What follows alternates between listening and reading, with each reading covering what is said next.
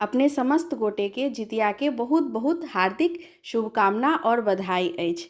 एहि बेर जे माँ सबके जितिया उठबऽ के छनि से मंगल दिन पड़वा के कारण उठेने हेती।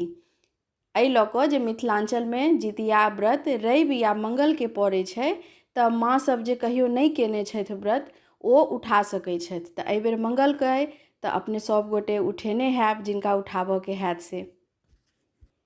एकटा जे चूल्हो सियारोके कथा होइ छै जे जितिया व्रत दिन सुनल जाइ छै से अपने समस्त गोटेके समक्ष हम लऽ कऽ उपस्थित छी।